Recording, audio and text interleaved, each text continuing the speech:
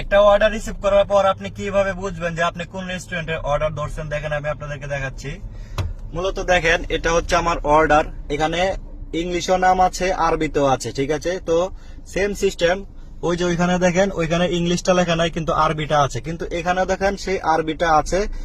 দেখেন এই অক্ষরগুলা যদি মিলাইতে পারেন, দেখেন কি লেখা আছে এখানে, জা ওয়াও আলিফ র তা। ঠিক সেম সিস্টেম দেখবেন যে রেস্টুরেন্টের মধ্যে লেখা আছে। এই যে আমি যদি আপনাদেরকে আরেকটু জুম করে দেখাই, এই যে জা ওয়াও আলিফ র তা, এখানে কিন্তু এটাই লেখা আছে, এখানে একটু স্টাইল করে লেখা আছে, আর এখানে কোনো স্টাইল নেই, ঠিক আছে? তো এইগুলা দেখে বুঝতে পারবেন যদি ইংলিশে না লেখা থাকে। 100 থেকে 90টা রেস্টুরেন্টে ইংলিশে লেখা থাকে, আর 10টা রেস্টুরেন্টে শুধু আরবিতে লেখা থাকে। তো মোবাইলের মধ্যেও আরবি আর ইংলিশ দুটোটাই লেখা থাকবে।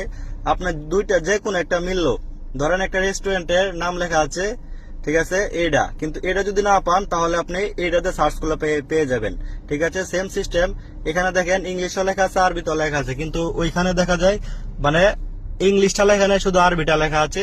তো